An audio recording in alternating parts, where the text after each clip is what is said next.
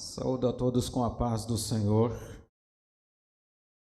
Agradeço a Deus pelas vitórias que tem nos dado a cada um dos irmãos e irmãs, pelos testemunhos que ouvimos, pelo louvor, por todas as palavras que esta noite foram pronunciadas neste altar. O Senhor Jesus está presente neste lugar e está abençoando grandemente este culto. Graças a Deus, irmãos, temos muitas vitórias, cada um de nós. E nesta noite eu gostaria de meditar na palavra de Deus, também nos salmos. Foram referidos 2 salmos aqui na noite, e também gostaria de embasar os salmos. A palavra de Deus desta noite, a palavra para o teu coração, sustento para a tua alma. Glórias a Deus. No Salmo 120, a partir do Salmo 120, até o Salmo de número 134, nós vamos encontrar 15 salmos que são conhecidos como Salmo Cântico dos Degraus. Esses salmos, eles são diferenciados dos demais salmos, embora temas recorrentes também aconteçam em outros, mas a diferença é que eles estão agrupados. A partir do Salmo 119, que é bem conhecido, um Salmo 176 versículos, e nos deixa, então, cada letra do alfabeto hebraico, fazem 8 versos, e então dá essa quantidade de versículos.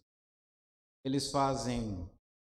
O autor do Salmo, sabemos que primeiramente é o Espírito Santo, que deu a capacidade criativa de que eles não somente escrevessem coisas para Deus, ou cantassem coisas para Deus, palavras para Deus, mas também usassem de artifícios da literatura, e isso é chamado acróstico, quando a pessoa brinca ou faz jogo com palavras ou com letras.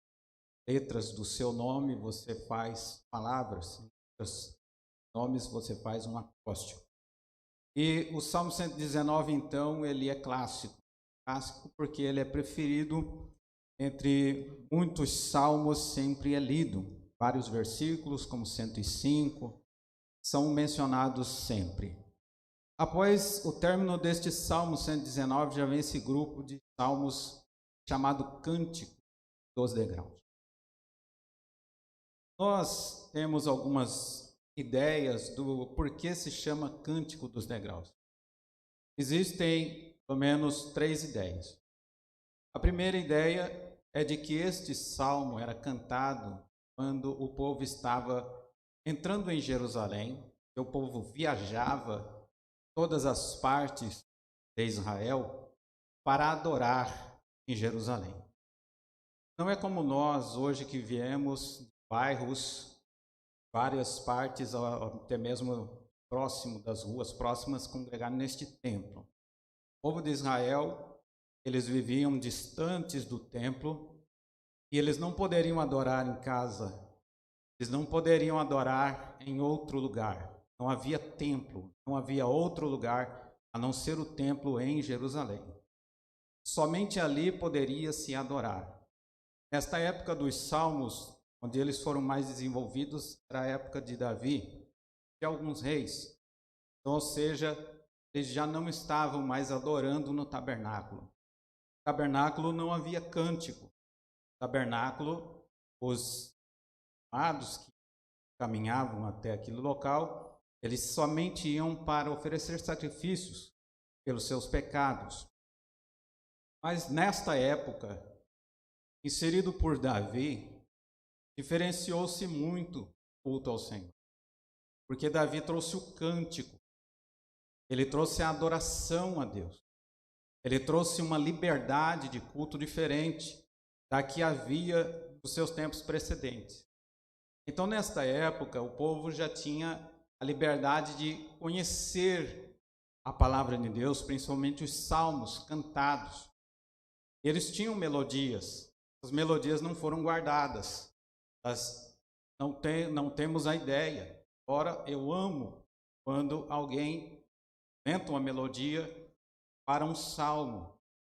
Esdras cantando o Salmo 20 e outros salmos que nós podemos conhecer nos dias de hoje cantar. Certo é que a primeira ideia é de que estes irmãos israelitas, quando chegavam, eles tinham muitos degraus. Há uma pregação do pastor José Lopes, do ano passado, se não me engano, foi na Almadecre, e ele vai explicando os degraus até se chegar ao último altar. Muitas pessoas não tinham direito de escalar ou de andar, de subir todos os degraus, mas o último degrau é para o sumo sacerdote. Enquanto estes peregrinos, estes adoradores chegavam, eles tinham esses degraus e então eles iam cantando. Uma primeira ideia que nós temos é de que em cada degrau era um salmo. É uma ideia. Ou cada grupo de degraus era um salmo dos 15 que estão inseridos, chamado Cântico dos Degraus. Certo é que há uma outra ideia. A outra ideia é de que seriam escalas musicais, da forma como eles conheciam naquele tempo, cantar em um tom menor, um tom maior, um tom médio, pois eles já tinham a ideia de que certos louvores, certos hinos, inclusive salmos significam louvores, eles tinham que, conforme a letra, ser cantados com um certo tom de tristeza, melancolia. E certos salmos deveriam ser cantados com um tom de alegria. Então, alguns estudiosos dizem que estes salmos, eles tinham escalas, pelo menos essas 3 escalas de louvores. Se você for a fundo, você vai entender que na epígrafe de alguns salmos existem a referência a uma melodia já conhecida dos maestros da época, cantores levitas. A terceira, para mim também faz mais sentido, é que estes salmos, visto que aquilo que eles dizem trazem ideias diferentes.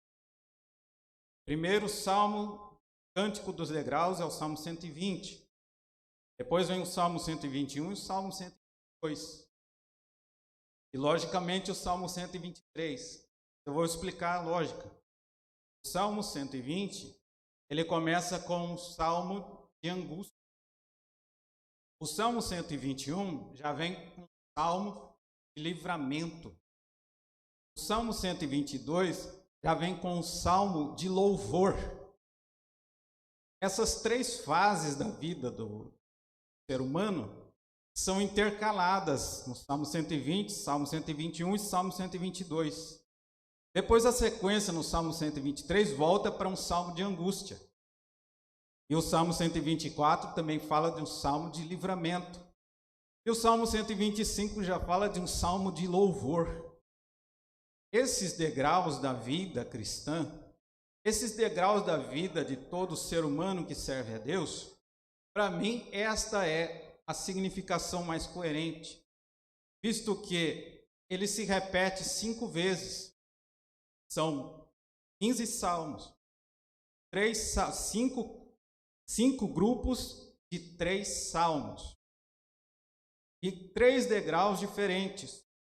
O degrau da angústia, lá embaixo, o degrau do livramento, onde você já começa a se alegrar, e o degrau da alegria completa, que é essa que você está sentindo hoje na presença de Deus. Todo ser humano e todo cristão, ele vai passar por essas fases distintas. Melhor passará aquele que tem experiência. Quando ele estiver no salmo de angústia, ele também pode cantar ao Senhor. Ainda que seja um louvor em tonalidade baixa, em tons melancólicos, mas ele sabe que o único lugar de amparo, o único lugar de socorro, o único que estende as suas mãos para proteger, para guardar, para livrar, para consolar é o Espírito Santo, e que está aqui nesta noite para curar o coração angustiado e tirar o seu coração dessa tristeza. Quando a pessoa sabe, por experiência, que é obrigatório passar pelos tempos difíceis, cada vez que ele tem que voltar na sequência, veja que os salmos, eles se repetem 5 vezes. De repente você passou pela primeira fase, você já passou por uma angústia lá nos tempos passados, e você disse, bom, já passei pela angústia. São 5 degraus, 5 vezes em que a sequência se repete. Isso é só uma referência. É uma referência de que, embora nós estejamos totalmente contentes, embora nós estejamos totalmente satisfeitos hoje, amanhã podem vir dias difíceis. Mas da mesma forma que os dias difíceis vêm, o consolo está nas palavras que seguem ao Salmo 121. Elevo os meus olhos para os montes, de onde me virá o socorro? É uma pergunta que ele faz. Mas ele mesmo responde, o meu socorro vem do Senhor, que fez o céu e a terra. Se ele fez o céu e a terra, ele criou todas as dificuldades que nós estamos aqui enfrentamos. Tudo foi criado por ele. Sem ele, nada do que foi feito se fez. Nós estamos diante de um Deus que ele mesmo criou os obstáculos para nós. E há uma tendência no ser humano em se indignar com Deus por causa disso. As pessoas imaginam que se Deus é o Criador, ele poderia ter evitado todas as coisas. Ele poderia não ter colocado a árvore do conhecimento do bem e do mal ali no meio do jardim. Poderia ter colocado no canto esquerdo. Poderia ter colocado num local isolado, bem cercado, bem diferente, bem... Uma árvore horrível que desse medo de olhar, mas não, a árvore era bonita. O fruto parecia ser agradável. Aí o nosso coração, nosso pensamento, nosso cérebro entra em parafuso, porque pensamos, por que Deus fez a árvore bonita, agradável, à vista, e ainda a coloca no meio do jardim? Pensamos nisso e nos indignamos com Deus, mas quando vamos a fundo nesse pensamento, o Espírito Santo nos mostra uma outra árvore que estava do lado dessa, a árvore da vida, cujos frutos, cujas folhas, cuja aparência e a proposta eram melhores do que a árvore que estava do lado. Resumindo, Deus está sempre oferecendo coisas melhores, ainda que Ele permita que as tentações venham. Ele está dando livramento de todas elas, e é bem melhor aproveitar aquilo que Deus tem colocado às nossas mãos e ao nosso alcance para vivermos. A proposta de Deus é sempre melhor. Então, o Salmo 120, Salmo 121, são degraus que nós vamos subindo. Quando chegamos ao Salmo 122, alegrei-me quando me disseram, alegria. Ele já começa o Salmo 122 com a palavra alegria. E há poucos dias estivemos falando sobre isso, sobre a alegria de estar na presença de Deus. Não é uma alegria comprada ou condicional à situação, é uma alegria doada pelo Espírito Santo e a prova de sua presença em nossas vidas. Pois foi isso que o Senhor Jesus disse: vos enviarei o Consolador. E como é que alguém consola alguém, pastor Gesiel? Não é dizendo palavras boas naquelas horas difíceis? O Espírito Santo está dizendo palavras boas porque Ele conhece e sabe por quê e pelo que você está passando. Glórias ao nome do Senhor Jesus Cristo. Alegrei-me quando me disseram, olha a motivação. Alegrei-me quando me disseram, ganhamos algo em tal concurso. Não. Alegrei-me quando me disseram, fechamos um bom negócio, excelente negócio, a comissão vai ser estrondosa. Não. Alegrei-me quando me disseram: vamos à casa do Senhor. Por quê? Aqui, irmãos, flui aquilo que tem trazido vida e salvação, consolo para a nossa alma. Vir à casa do Senhor não é apenas uma programação rotineira de domingo. Vir à casa do Senhor é receber paz, vida, esperança, alegria, propostas melhores do que as que temos recebido durante os dias da semana.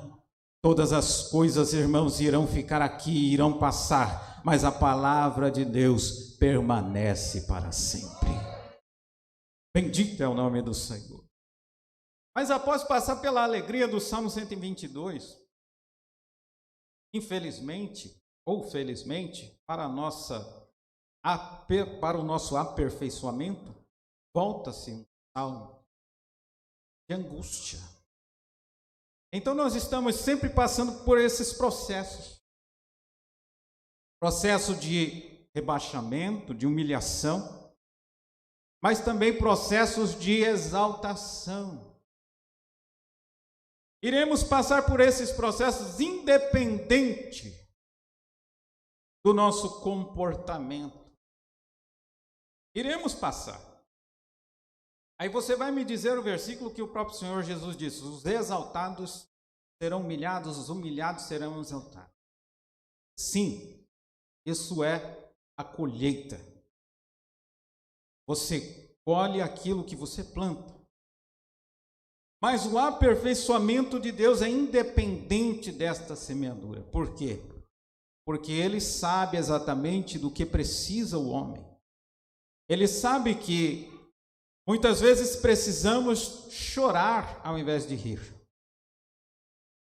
Em várias partes da palavra de Deus nós vamos encontrar: converta-se o vosso riso em pranto. Mas que tipo de riso ele está falando? Não é o riso da alegria por uma criança que nasce. Não é o riso por alguma coisa que acontece de bom.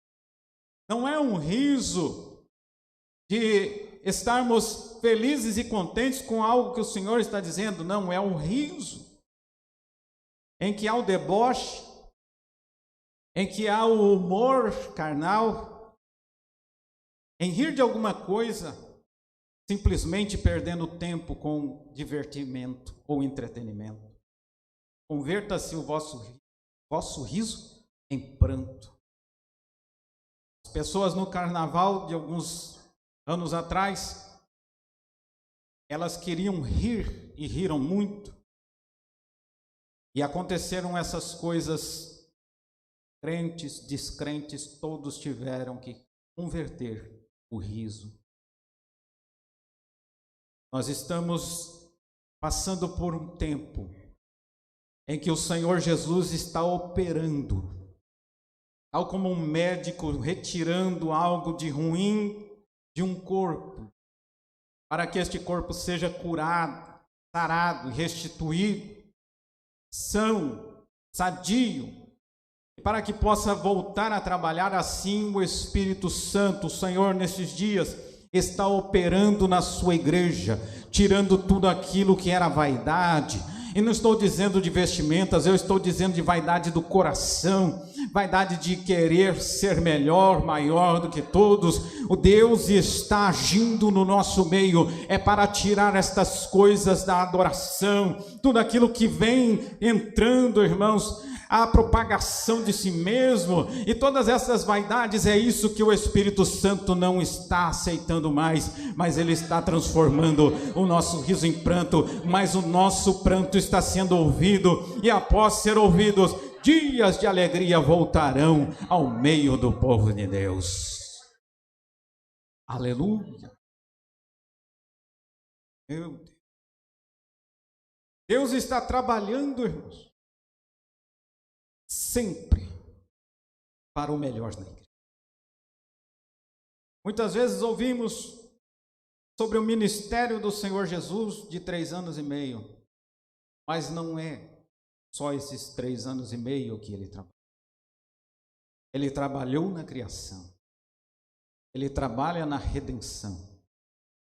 Ele vai trabalhar até o fim, até o último dia.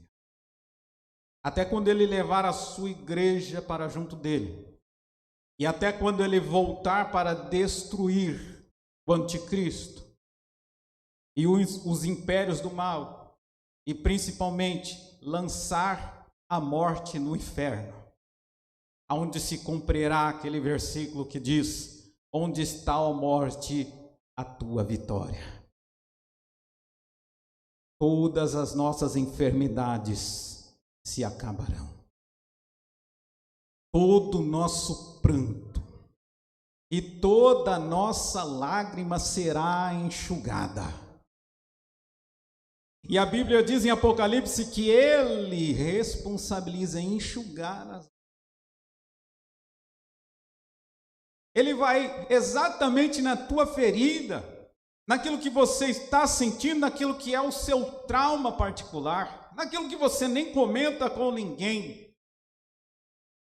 E Ele vai chegar até você naquele dia e dizer: foi eu que criei esta situação para te trazer mais perto de mim, para que tu chegasses aqui hoje, neste lugar de salvação, de alegria, onde não há mais dor, não há mais pranto, não há mais tristeza. Ninguém aqui vai jamais orar.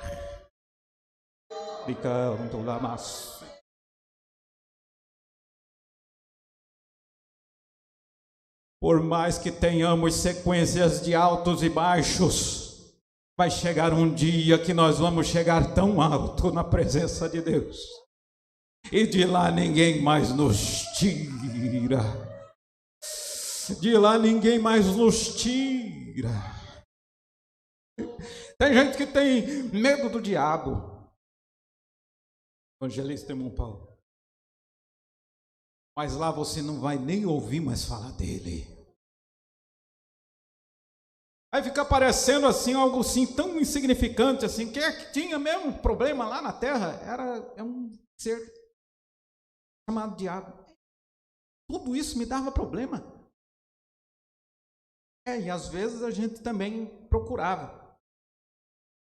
Mas agora você está livre. A tentação não chega mais até você. Aqui é o céu de glória. Aqui é o lugar, não é nem lugar mais de esperança, porque a esperança não precisa mais existir. Esperança é agora. Aleluia. Agora permanecem a fé, a esperança e o amor. O maior de todos é o amor. Porque é o amor que é o degrau que nós estamos subindo para chegar até o céu. É por causa do amor de Deus que Ele está preservando um e outro aqui nesta noite. Cada um de vocês, cada um de nós é uma célula viva na presença de Deus. Carregamos este ente espiritual em nossas vidas por onde passamos. É por isso que isso incomodou as autoridades que não creem em Deus, que não gostam da propagação do Evangelho. Eles consideram perturbação. Eles consideram que isso não é útil. Mas você, quando você vai passando, talvez você não perceba. Talvez você já tenha deixado de perceber que você é um ser. E onde você passa, as trevas se dissipam. Aonde você passa, alguém estava pensando em fazer um assalto, quando te vê, ele pensa na vida e ele diz: não, deixa para lá. Eu vou aguentar a vontade que está me dando de usar droga. Quem sabe ele até te para pedir uma ajuda. E você pensa que é dinheiro, não, ele quer apenas as suas palavras. Deus tem te trazido aqui, tem feito você permanecer aqui, enquanto outros partiram. O Senhor te preserva aqui, é porque Ele sabe o teu potencial. Ele sabe o que deve ser feito. Ele sabe o que pode ser feito através da tua vida. E digo muita coisa: que os teus cabelos brancos não impedem o que Deus quer fazer na sua vida, na face dessa terra. Que a sua voz falhando não impede a força espiritual que tem uma só palavra que você pronunciar, estando Deus na tua vida. Bendito é o nome do Senhor Jesus. Então, o que Deus está fazendo aqui nesta noite é uma preparação espiritual, porque tem trabalho à vista. Tem algo para ser feito e este povo vai fazer. Glória ao nome do Senhor Jesus. Não haverá impossível, porque é Ele quem controla os fatos da nossa vida. As coisas ruins que acontecem, as coisas ruins que parecem querer nos impedir, elas vão se tornar tão insignificantes que você não vai mais achar graça em contar os seus problemas para ninguém. Você vai continuar e começar a contar só as bênçãos. Quando você encontrar com alguém, não vai ter mais graça dividir os seus problemas, porque você vai passar a enxergar o Deus que tudo pode. O Deus que faz as trevas se tornarem luz, que transforma o choro em alegria. O choro pode durar uma noite, o degrau da angústia pode durar uma noite, mas o degrau da alegria, da paz, vem ao amanhecer. Bendito é o nome do Senhor. Nunca houve noite que pudesse impedir o nascer do sol e a esperança, e não há problema que possa impedir as mãos de Jesus para te ajudar. Nunca houve noite que pudesse impedir o nascer do sol e a esperança, e não há problema que possa impedir as mãos de Jesus para te ajudar. Haverá um milagre dentro de mim para me dar a vida. No nome de Jesus. É para ouvir a tua voz que eu iniciei assim. Aleluia, cante. Aquilo que parecia impossível, aquilo que parecia não ter saída, aquilo que parecia ser minha morte, não é, irmã Joana? Parecia ser a sua morte. Jesus mudou a sua vida. Sou um milagre, estou aqui. Bendito é o nome do Senhor Jesus.